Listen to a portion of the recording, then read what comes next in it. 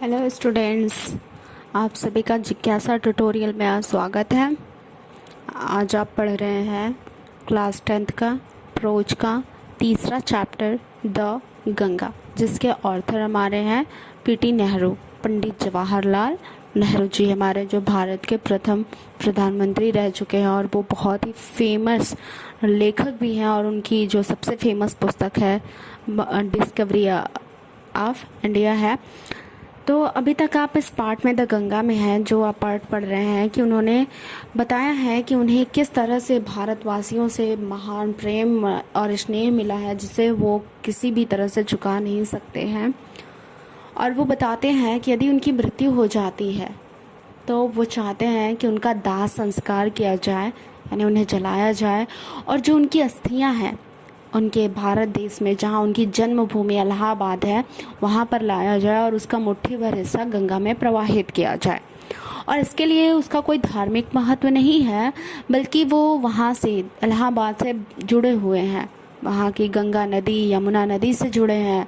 उसकी पौराणिक जो कथाएं हैं, कहानियाँ हैं, गीत हैं, वो उसके बहते पानी का जो अंग है उससे जुड़े हुए हैं। इस वजह से वो चाहते कि वो मुट्ठी भर हिस्सा उनका क्या हो, गंगा में प्रवाहित हो।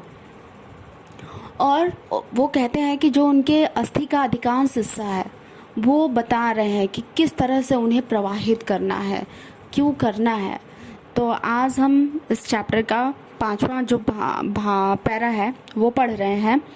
तो चलिए आइए हम अपना पाठ स्टार्ट करते हैं। और अगर आपको ये वीडियोस मेरे बहुत पसंद आ रहे हैं तो प्लीज़ आप अपने दोस्तों को और अपने फ्रेंड्स को, क्लासमेट्स को, कलीग्स को ज़रूर उन्हें शेयर करिए और उन्हें प्लीज़ सब्सक्राइब करने के लिए बोलिए। और थैंक यू, आप पूरा वीडियो देखिए और आप अपना जो प्रीशियस सा फीडबैक है प्लीज़ मुझे ज़रूर सेंड करें। चलिए आइए हम पढ़ते हैं। कह रहा है एंड से हम पढ़ेंगे एंड थू। कह रहा है कि एंड थू I have discarded much of past tradition and custom and exiges that India should rid herself on the shackles that bind and constrain her and divided her people as suppress vast number of them and prevent the free development of the body and the spirit। Nehru ji बहुत ही गंभीर बात कह रहे हैं कि यद्यपि मैंने काफ़ी प्राचीन परंपराओं और रीति रिवाजों को क्या किया है, छोड़ दिया है। नेहरू जी कह रहे हैं कि यद्यपि, डिस्कार्टेड माने त्यागना होता है, कह रहे हैं कि यद्यपि मैंने बहुत से प्राचीन परंपराओं को और रीति रिवाजों को छोड़ दिया है। कह रहे हैं कि आगे and I anxious that India should rid herself on the shackle that bind and constrain her. कह रहा है कि और मैं बहुत ही आतुर हूँ या चिंतित हूँ या उत्सुक हूँ कि भारत है जो स्वयं को उन सभी शकल्स माने बेड़ियां होता है, जंजीरें होते हैं, जंजीरों से छुटकारा पाले, स्वतंत्र पाले, मुक्ति पाले, जो उसे क्या करी हैं, बाइंड माने बांधती हैं, और कॉन्स्टेंट माने बाध्य करती हैं, और उनके लोगों को विभाजित करती हैं। कह रहा है कि and exiges that India should rid herself of all shackles that bind and constrain her and divide her people। कह रहा है कि और मैं बहुत आतुर हूँ, उत्सुक हूँ या चिंतित हूँ कि भारत स्वयं को उन सभी जंजीरों से, उन सभी बेड़ियों से स्वयं को स्वतंत्र कर ले जो उसे बांधती हैं और कॉन्स्टेंट माने बाध्य करती हैं, और उनके लोगों को अलग करती है या विभाजित करती है। And sulphurous vast number of them, और उनमें से असंख्यों का दमन भी कर चुकी है, उन्हें दबा भी चुकी है। और उनमें से बहुत असंख्य संख्या में, उनमें से असंख्य का दमन कर चुकी है। कह रहा है कि and prevent the free development of the body and the spirit, और जो शरीर और आत्मा के विकास को रोकती है। मैं चाहता हूँ कि भारत स्वयं को उन जंजीरों से, उन बेड़ियों से स्वतंत्र कर ले जो उसे बांधती है, बाध्य करती है और उनके लोगों को विभाजित करती है। और वही जंजीरें और बेड़ियों की बात कर रहे हैं जो बहुत बड़ी संख्या में लोगों का दमन कर चुकी है और उनके शरीर और आत्मा के विकास को, स्वतंत्र रूप से विकास को क्या करती है, रोकती है।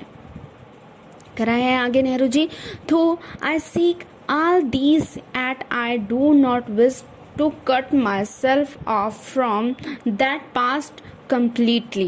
नेहरू जी कह रहे हैं कि यद्यपि मैं ये सब चाहता हूँ, नेहरू जी कह रहे हैं कि through I seek all these yet, यद्यपि मैं ये सब चाहता हूँ, एट माने फिर भी, I do not want wish to cut myself off from the past completely, लेकिन कह रहे हैं कि लेकिन फिर भी मैं स्वयं को संपूर्ण रूप से, पूरे रूप से अपने अतीत से अलग नहीं करना चाहता। यद्यपि मैं अपने देश में, भारत देश में ये सारे बदलाव देखना चाहता हूँ, फिर भी वो कहते हैं कि मैं स्वयं को अपने अतीत से अलग नहीं करना चाहता हूँ। आगे देखिए क्या कह रहा है, I am proud of that great inheritance that has been and is ours, and I am conscious that I too, like all of us, am a link in the unbroken chain which goes back to the dawn of history in the immemorial past of India। Line बड़ा है लेकिन हम तोड़ के देखेंगे, बहुत easy है, ध्यान से देखिए आप लोग। कह रहा है कि I am proud of that great inheritance. Nehru ji कह रहे हैं कि मुझे उस महान इनहेरिटेंस माने विरासत में जो संपत्ति प्राप्त हुई है, उत्तराधिकार उन्हें प्राप्त हुआ है, उसके बारे में कह रहा है कि मैं उस महान उत्तराधिकार को, जो संपत्ति मुझे उत्तराधिकार के रूप में प्राप्त हुआ है, जो कह रहा है कि जो हमारी रही है, जो उत्तराधिकार हमें हमारे पूर्वजों से प्राप्त हुआ है, उस महान संपत्ति के लिए जो हमारी रही है, उसके लिए मैं क्या करता हूँ, बहुत ही गर्व करता हूँ, या मुझे बहुत ही गर्व है। और आगे कह रहा है कि I am conscious that I too, like all of us, am a link in the unbroken chain which goes back to the dawn of history in the immortal past of India। Nehru ji कह रहे हैं आगे कि और मुझे बोध है, कह रहा है कि और मुझे बोध है, मुझे एहसास है कि मैं भारत के उस प्राचीन अतीत के इतिहास से जुड़ा हूँ। कह रहा है कि और मुझे एहसास है कि मैं सब तरह की उस अनब्रोकन माने कभी न टूटने वाले चेन माने जंजीर का अंग हूँ या हिस्सा हूँ जो कभी नहीं टूटेगा, अनब्रोकन है। और कह रहा है आगे कि कह रहा है कि एंड गोज टू, है ना, कहाँ गया, एक मिनट कह रहा है कि which goes back to the dawn of history in the immortal past of India. और कह रहा है कि जो भारत के अति प्राचीन इतिहास से जुड़ी है। कह रहा है, एक बार फिर से देखिए, कह रहा है कि I am proud of that great inheritance that has been and is ours, and I am कह रहा है कि I am conscious that I too, like all of us, am a link in the unbroken chain which goes back to the dawn of history in the immortal past of India। कह रहा है नेहरू जी कि मैं उत्तराधिकार में प्राप्त अपने अधिकारों या संपत्ति के लिए जो हमारी ही रही है उसके लिए मैं क्या हूँ, गर्व महसूस करता हूँ या गर्वान्वित हूँ। आगे कहना है कि और मुझे एहसास है कि मैं भी और मुझे एहसास है कि मैं सबकी तरह, सबके समान, सबके तरह उस विरासत का जो हमारी रही है, जो हम पर गर्व करता है, मैं उस विरासत के कभी न टूटने वाले अटूट कड़ी का, अटूट जंजीर का एक अंग हूँ, जो भारत के अति प्राचीन अतीत से या इतिहास से जुड़ा हुआ है। आगे देखिए क्या कह रहा है कि that chain I would not break, उस जंजीर को मैं नहीं तोड़ूंगा, उस जंजीर को मैं नहीं तोड़ूंगा। कह रहा है कि for I treasure it and seek inspiration from it. कह रहा है कि मैं उसे ट्रेश्योर माने क्या करूंगा, बहुमूल्य समझता हूँ, उसे संभाल कर क्या करूंगा, रखूंगा। आगे कह रहा है कि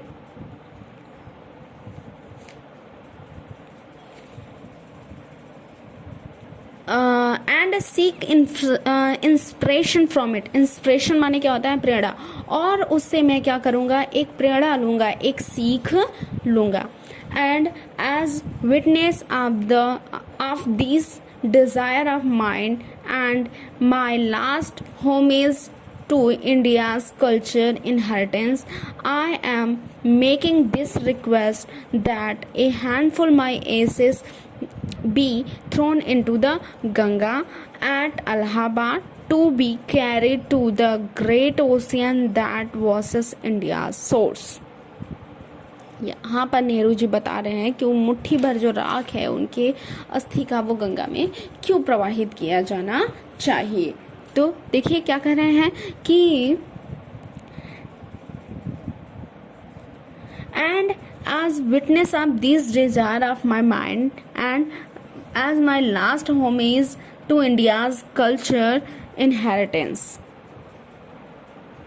कह रहा है कि और अपनी मेरी इस इच्छा और भारत की संस्कृति के विरासत के प्रति मेरी अंतिम श्रद्धांजलि के साक्षी के रूप में।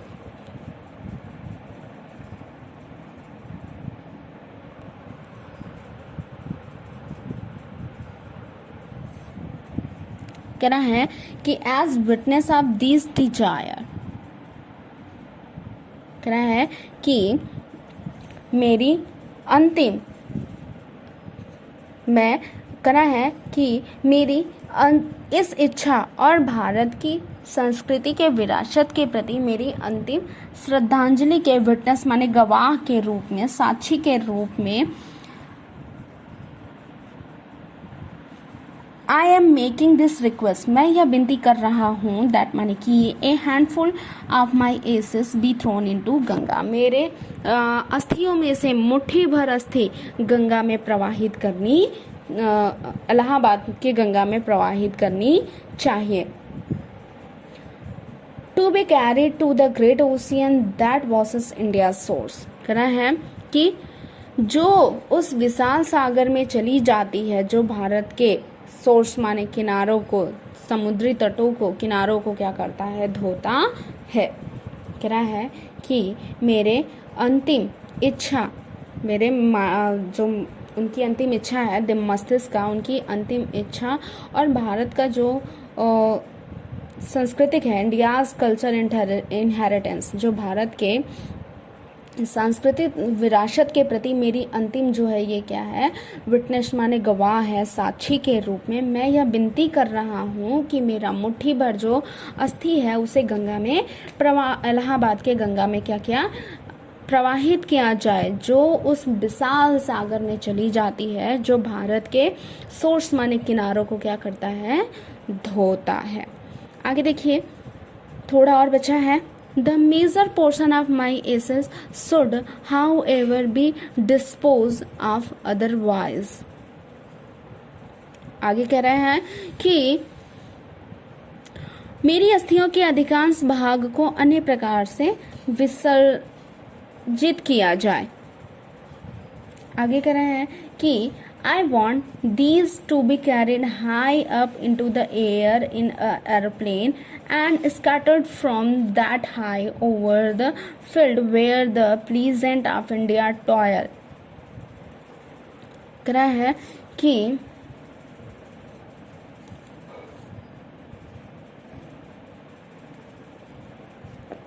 I want these, कह रहा है कि मेरे अस्थियों का अधिकांश जो भाग है उन्हें क्या किया जाए, carried high up into the air and in an aeroplane, उन्हें हवाई जहाज में रखकर ऊंचाई पर ले जाया जाए। कह रहा है कि मैं चाहता हूं कि इन्हें वायुयान में रखकर, हवाई जहाज में रखकर आकाश में ऊंचाई पर ले जाया जाए। आगे और कह रहे हैं कि and from that high over the field where the peasants of India toil, so that they might mingle with the dust and soil of the India and become an indistinguishable part of India। कह रहा है कि उस ऊंचाई से इन्हें हमारे खेतों में क्या किया जाए, स्कैटर्ड माने बिखेर दिया जाए, जहां भारत के जो किसान हैं वो कठिन परिश्रम करते हैं, ताकि वह भारत की मिट्टी में अच्छी तरह से मिल जाए और भारत का अभिन्न अंग बन जाए। एक बार फिर से देख लीजिए। करा है कि the major portion of my ashes should however be dispose of otherwise. करा है कि मेरे अस्थियों का जो अधिकांश भाग है, नेहरू जी कह रहे हैं कि मेरे अस्थियों का जो अधिकांश भाग है उन्हें इस प्रकार या निम्न प्रकार से विसर्जित किया जाए। I want these two be carried high up into the air in an aeroplane and scattered from that high। कह रहा है कि मैं चाहता हूं कि इन्हें हवाई जहाज में या वायुयान में रखकर ऊंचाई पर ले जाया जाए और वहीं से इन्हें बिखेर दिया जाए। over the field where the peasants of the India toil। कह रहा है कि जहां पर भारत के जो किसान हैं वो क्या करते हैं, पिसेंट्स माने जो होता है, अभी तक आपने फार्मर माने पढ़ा होगा, तो कह रहा है कि जहाँ पिसेंट्स ऑफ इंडिया टॉयल, कह रहा है कि जहाँ उन खेतों में बिखेर दिया जाए जहाँ पर भारत के जो किसान हैं कठिन परिश्रम करते हैं। पिसेंट्स माने किसान होता है, अगर आपको नहीं पता है तो प्लीज़ लिख लीजिएगा, और ये आपका सिनोनिम्स का या फिर एंटोनिम्स का भी क्वेश्चन बन सकता है, तो आपको पता होना चाहिए। आगे देखिए, so that they might mingle with dust and soil of the India, ताकि, सो दैट माने ताकि वे भारत की मिट्टी और धूल के साथ मिंगल माने क्या करें, मिल सकें, and become indistinguishable part of India, और वे भारत का अभिन्न अंग बन जाए। 2 लाइन और है, देख लीजिए। कह रहा है कि I have writing this will and testament in New Delhi on the 21st day of June in the year 1954। Nehru ji बता रहे हैं कि कह रहा है कि मैंने जो यह विल माने क्या होता है, इच्छा पत्र, और टेस्टमेंट माने वसीयतनामा कराया है कि मैंने यह इच्छा पत्र और वसीयतनामा नई दिल्ली में 21 जून